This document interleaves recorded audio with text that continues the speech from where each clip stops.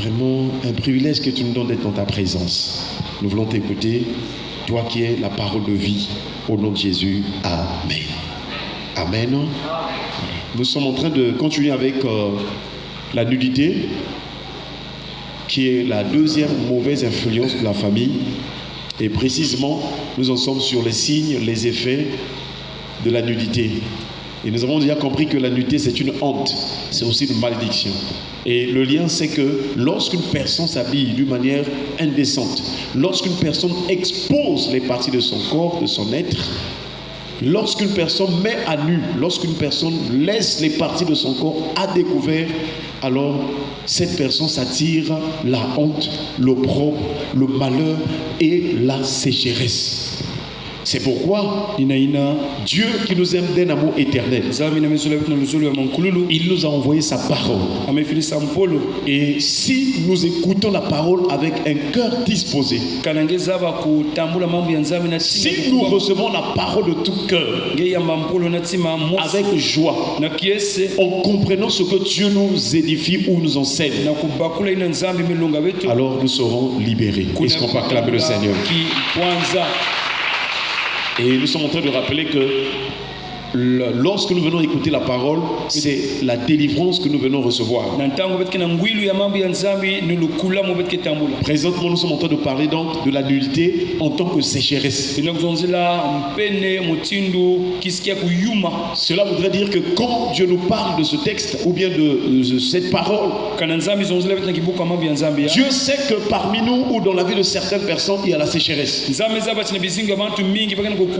Et donc Dieu donne la parole afin que ceux-ci ou bien ceux qui sont dans la sécheresse en soient délivrés. Et dans la sécheresse aussi, c'est le signe du désert. Or nous savons que Dieu est capable de changer le désert en étang. Est-ce qu'on peut acclamer le Seigneur? Voilà la bonne nouvelle, frères et sœurs. Là où il n'y a rien, Dieu est capable de faire quelque chose. Mais Dieu nous attend à l'obéissance de sa parole. Et depuis hier, nous sommes en train de revoir un texte de l'Épître aux Hébreux. Et c'est le chapitre 6, le verset 7 à 8. Nous avons compris dans ce texte que lorsqu'une personne ne produit rien, lorsqu'une personne n'a pas de fruit, c'est le signe de la sécheresse. Et Dieu, quand il a créé les choses, il a créé les arbres, ainsi de suite, et ces arbres-là portent des fruits. Parce que Dieu avait envie de nous enseigner par les arbres naturels.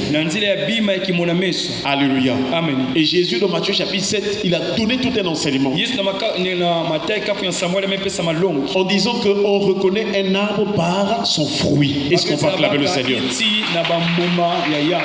Donc, un enfant de Dieu doit porter des fruits. Frères et sœurs, ce soir nous prenons un autre texte. Nous sommes dans Matthieu chapitre 21. Le verset 19. Il est écrit: voyant un figuier sur le chemin, il s'en approcha, mais il n'y trouva que des feuilles. Et il dit: que jamais fruit ne naisse de toi. Et à l'instant, le figuier sécha. Nous avons déjà rappelé que l'arbre, c'est l'image aussi des noms d'une personne humaine. Et la Bible déclare: Jésus voyant le figuier sur le chemin. Quand dans la Bible on part sur le chemin, c'est l'image aussi de la voix de Dieu, ou bien on dirait de la volonté de Dieu. Cela veut dire que nous sommes sur la terre par la volonté du Père. Est-ce qu'on peut acclamer le Seigneur? Tu n'es pas sur la terre comme au hasard, comme un touriste, comme quelque chose qui sort du néant. Non. C'est Dieu qui a voulu que tu sois sur la terre. Que tu sois compté parmi les vivants. C'est la volonté de Dieu. Et donc, nous croyons, chers frères et sœurs, que c'est par la grâce du Seigneur, c'est par sa volonté que nous y sommes. Mais ce figuier qui était sur le chemin, je dis que le chemin, c'est aussi l'image de la volonté de Dieu. C'est pourquoi lorsque Bartimée était encore mendiant aveugle, il était au bord du chemin. Mais quand il a reçu la guérison, la Bible déclare l'aveugle se plaçait sur, Bartimée se plaçait sur le chemin pour suivre Jésus. Et ce figuier était sur le chemin. La Bible déclare Jésus s'en approcha. Si tu es sur le chemin, si tu cherches la volonté de Dieu, si tu cherches les choses de Dieu, je t'assure, Jésus va s'approcher de toi. Parce que Jésus est venu dans ce monde pour accomplir la volonté du Père. Jésus est attentionné. Il prête son attention à ceux qui font la volonté de Dieu. Est-ce qu'on va acclamer le Seigneur? C'est pourquoi dans nos prières, si tu veux que Dieu te visite, cherche la volonté de Dieu. Il y a même des choses que nous demandons. Quelquefois, ce n'est pas la volonté de Dieu. Et l'apôtre Jacques nous rappelle, il dit que vous demandez et vous ne recevez pas. Parce que vous demandez mal, dans le but de satisfaire vos passions. Donc en nous, nous avons des passions et des désirs pour nous-mêmes qui n'ont rien à voir avec la volonté de Dieu. Or, ces passions-là sont directement liées à la chair. Même quand Dieu avait placé la loi en Israël, la loi était sans force. La loi ne pouvait rien faire à cause des passions de la chair. Alléluia. Lorsqu'une personne est charnelle, même quand vous lui dites des choses, ça ne marchera pas. Parce que la personne est attirée par les plaisirs, les désirs, les œuvres de la chair. La Bible déclare que ceux qui s'affectionnent à la chair, aux œuvres de la chair, ne sauraient plaire à Dieu. Parce que l'affection de la chair est inimitié contre Dieu. C'est-à-dire les désirs de la chair sont contre les choses de Dieu. C'est pourquoi vous voyez des gens, au lieu de venir prier le Seigneur, au lieu de venir prier le Père, ils préfèrent aller au monde. Il y a des gens même dans le monde là-bas qui se moquent de Dieu. Parce que les plaisirs de la chair, les désirs de la chair sont inimitiés contre Dieu. La Bible déclare même que les désirs charnels ou les convoitises charnelles font la guerre à l'âme.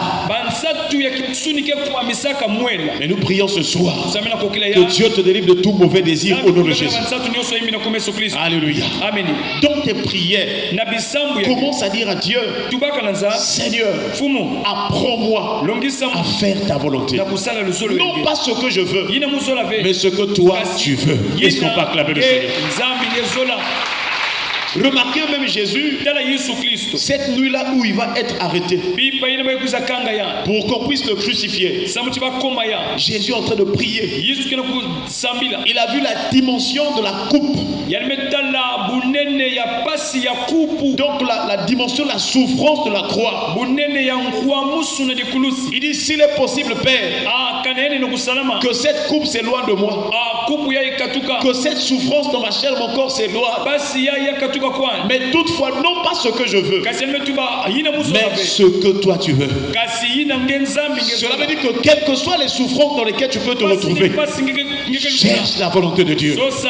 Même si les gens se moquent de toi, on te rejette, tu es là, il n'y a rien. Fais la volonté de Dieu. La volonté de Dieu déclenchera les miracles. La volonté de Dieu déclenchera le bonheur. La volonté de Dieu va te relever, va te restaurer. Alléluia. faut pas chercher ce que toi tu désires. Moi-même, ce que je veux, c'est ça. À chaque chose que tu voudras faire, pose-toi la question. Est-ce que cela est agréable au Seigneur? Est-ce que cela plaît au Seigneur? C'est là où tu vas comprendre pourquoi la Bible déclare il faut souffrir avec Jésus. Il faut porter sa croix. C'est-à-dire dans ton corps, tu as des désirs. Par exemple, tu as envie de boire, de prendre par exemple de la bière. Ça, c'est un désir charnel. Parce que la bière, le whisky, le vin, ce sont des boissons énivrantes. Voilà, ça pousse à se saouler. Et tout ce qui emmène à l'état d'ivresse, c'est lié à la chair, à la débauche. Mais comme tu as encore le corps là, il y a des moments où le corps a envie de boire. Mais donc le signe que toi tu veux faire la volonté de Dieu, c'est lorsque tu sens le désir de boire. Toi maintenant ton esprit va commencer à combattre pour refuser les désirs que tu sens dans ta chair. La chair te dit oh mais va boire seulement un peu. Mais l'esprit doit dire non. C'est un combat dans ton corps. Alléluia. Amen. C'est un combat. Mais si tu réussis à suivre ce que l'esprit reçoit par le Saint-Esprit, c'est-à-dire, je prends par exemple, si hier tu avais cette envie, aujourd'hui c'est ce désir de boire continue, qu'est-ce qu'il faut faire pour donner la force à ton esprit de résister à ce que la chair présente? Tu peux même jeûner.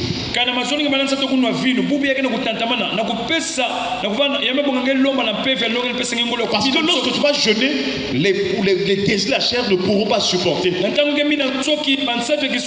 chair aime le manger et le boire. Maintenant, quand tu le prives du manger et le boire, il perd sa force. Est-ce qu'on peut acclamer le Seigneur? Voilà pourquoi Jésus a dit cette sorte de démon ne sort que par le jeûne et par la prière. Chaque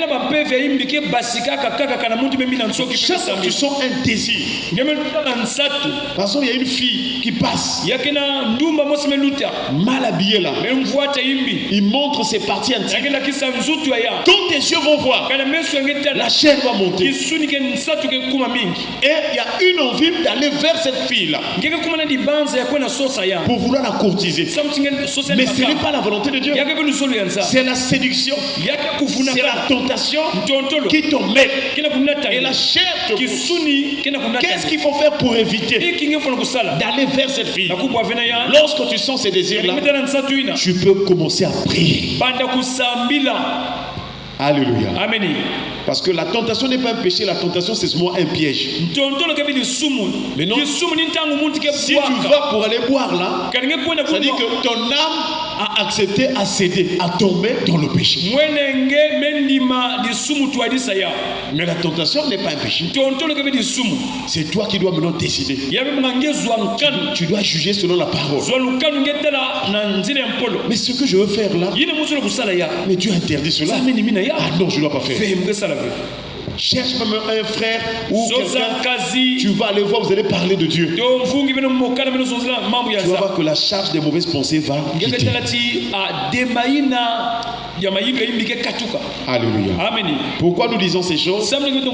Parce que en vérité, lorsqu'une personne vit dans le péché, pour Dieu, cette personne n'a pas de fruits. Cette personne ne porte pas de fruits. Donc la différence entre un chrétien spirituel et un chrétien charnel, c'est que le chrétien spirituel, il s'éloigne, il refuse de pécher.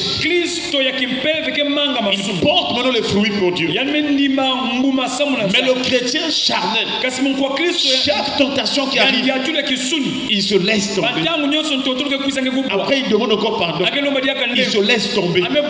Oh, plus tu es en train de tomber, tu es en train d'aller vraiment plus bas. Et si tu ne fais pas attention, un jour le Seigneur, l'Éternel peut te rejeter. Alléluia. Amen. Le figuier était sur le chemin. Mais quand Jésus s'en approcha, la Bible déclare il ne trouva que des feuilles. Et il dit que jamais fruit ne naisse de toi. Et à l'instant, le figuier sécha. Cette parole nous montre la chronologie jusqu'au séjour de mort, jusqu'à l'étang de feu même. Première étape,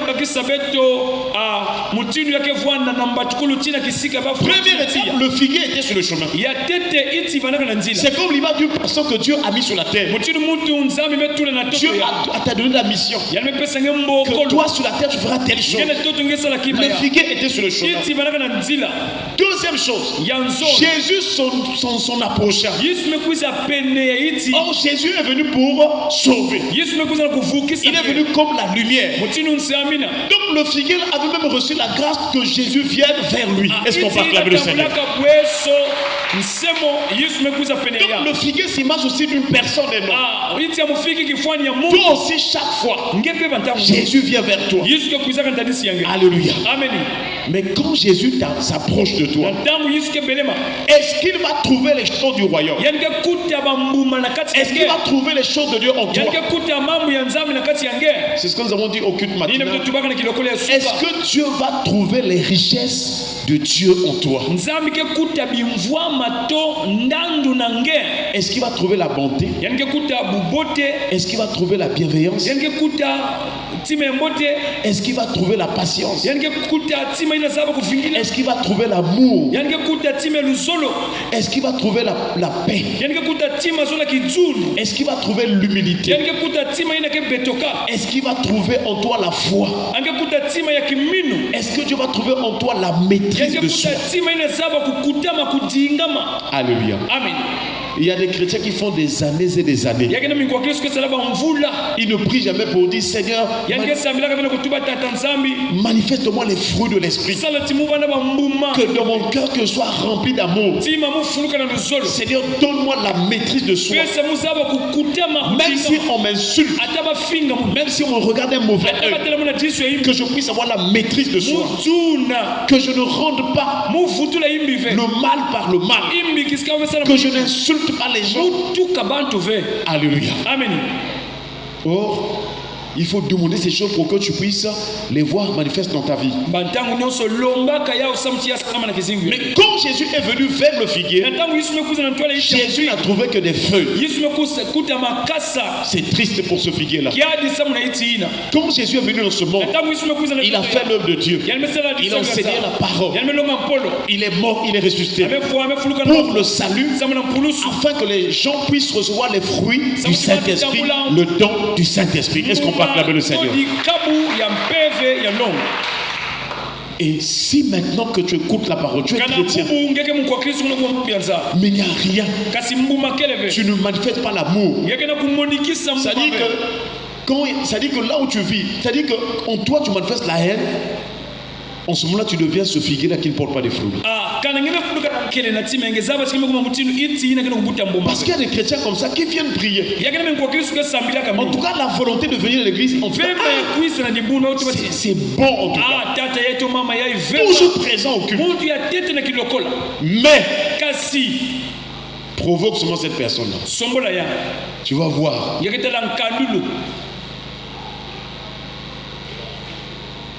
Si dans ta vie tu aimes les œuvres de la chair,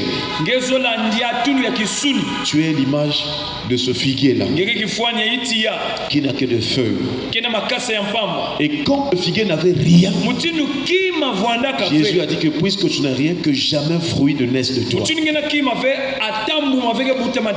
Donc si pendant que Dieu te donne le temps de vivre sur la terre, tu ne produis rien, tu seras sur le chemin de la perdition. Tu seras inutile. Et c'est grave. Et à la fin, la Bible déclare que À la fin, à l'instant, le figuier sécha. Sécha veut dire aussi mourir. Donc si tu n'acceptes pas de vivre pour Dieu, de porter les fruits pour Dieu, la sanctification, la sainteté, les instants qui vont suivre dans ta vie, ça sera la mort. Ça sera la mort. C'est-à-dire, à la fin de ta vie, ton âme ira dans le séjour de mort. Parce que tout le temps que Dieu t'a laissé sur la terre, il t'enseigne. Mais tu n'as pas voulu produire de fruits. Et c'est le signe de la sécheresse. Alléluia. Alléluia. Alléluia. Alléluia. Mais qu'est-ce que le figuier avait? Le figuier n'avait que des feuilles. Est-ce qu'on peut acclamer le Seigneur? Alors, que signifient les feuilles dans la Bible? Parce que même si nous remontons déjà dans la Genèse, vous allez voir que quand Adam et Ève ont péché, ils reconnurent qu'ils étaient dans le péché. La Bible déclare les yeux de l'un et de l'autre s'ouvrirent et ils connurent qu'ils étaient nus. Ils ont su à ce que Dieu nous a interdit, nous avons enfreint à sa parole. La Bible déclare et ayant cousu des feuilles de figuier. Est-ce qu'on peut acclamer le Seigneur? Donc Jésus, dans l'histoire, quand nous parlons du figuier, Jésus est en train de nous rappeler comment est-ce que ça s'est passé quand Adam et Ève sont tombés dans le péché. Parce qu'après la chute, ils ont pris des feuilles de figuier. Malheureusement pour Adam et Ève, ils ne savaient pas que les feuilles de figuier ne peuvent jamais sauver. Les feuilles ne peuvent jamais couvrir la nudité. Les feuilles ne peuvent jamais enlever le péché. Les feuilles ne peuvent jamais te donner la crainte de Dieu. Alléluia. Amen. Et Adam et Ève, au lieu de chercher Dieu, vous demandez pardon au Seigneur, ils ont pris les feuilles de figuier. Et Jésus, quand il est venu voir ce figuier-là, il n'a trouvé que de feuilles. Or, les feuilles-là, ce n'est pas une solution du péché. Le remède contre le péché, c'est la personne de Jésus-Christ. C'est lui qui est l'agneau de Dieu, qui ôte le péché du monde. Si tu es dans la vie de péché, viens vers Jésus, confesse ton péché, demande pardon. Le Seigneur Jésus, c'est lui qui ôte le péché. C'est lui qui délivre du péché. C'est-à-dire, quel que soit le péché qui habite en toi, si tu acceptes Jésus-Christ, il est capable de changer ton cœur. Il est capable d'enlever ce mal-là. Il est capable d'enlever ce fardeau-là. Et il change ton cœur. Si aujourd'hui tu buvais, demain, tu vas avoir un dégoût de la boisson. Les gens seront étonnés. Or, nous avons un frère ici. C'était un ivrogne. Dès 6 heures là déjà, 7 heures là. Donc lui, quand les autres se réveillent le matin pour se brosser avec la brosse,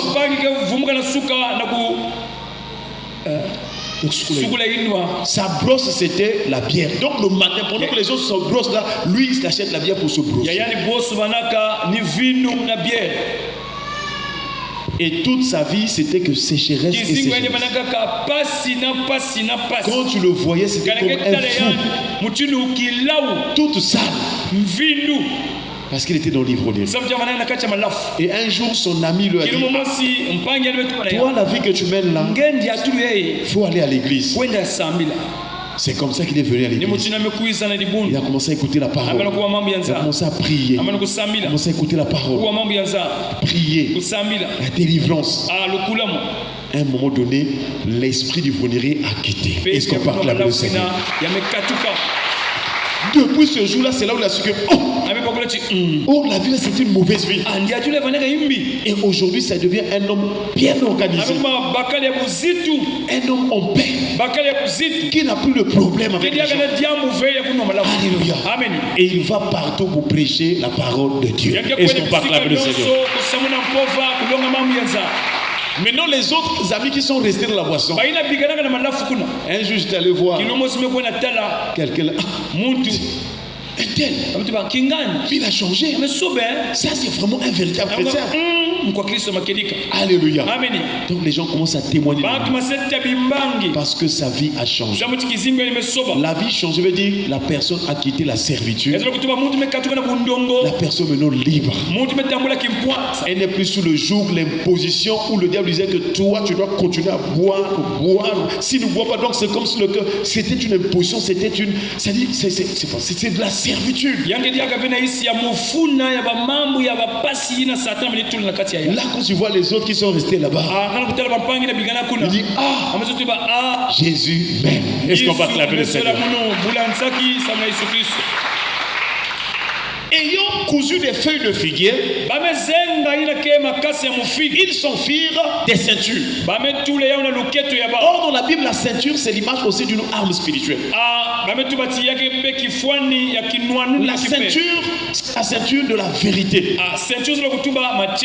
Eux, au lieu de se couvrir de la vérité de Dieu, ils ont pris les feux. Les feux, c'est l'image de la faiblesse. La faiblesse de la chair.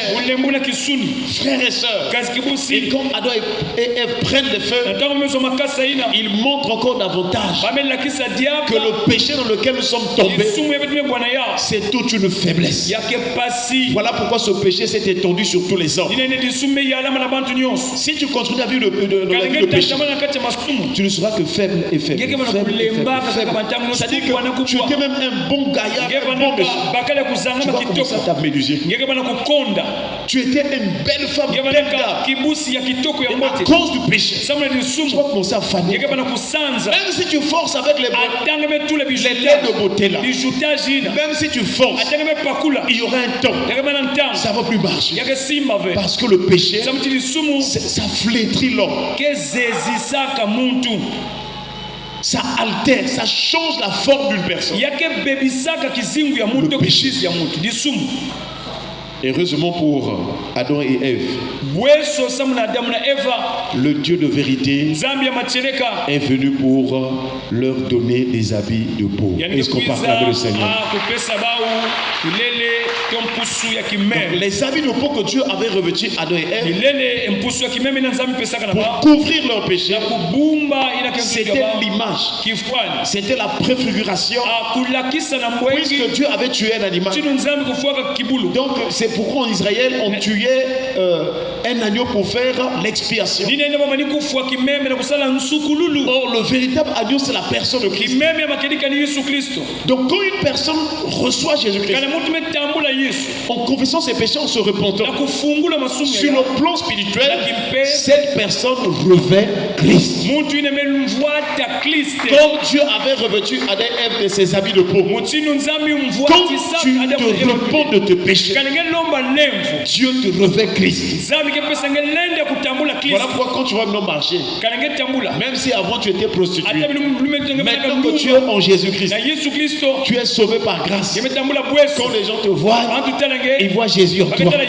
Quand les gens te voient, la prostitution a disparu. Tu es maintenant une personne nouvelle. Parce que tu as revêtu Christ. En Christ, c'est la sainteté. Christ, c'est la paix et la joie. Christ, c'est vraiment quelque chose, c'est une personne extraordinaire. Et c'est pourquoi un véritable chrétien, de la même manière que Christ brille, Jésus est la lumière. Si tu te repens et tu reçois Jésus, il te revêt. Toi aussi tu vas briller. Toi aussi tu vas briller. Les gens vont te voir avec quelque chose de nouveau. Alléluia. Est-ce qu'on peut acclamer le Seigneur?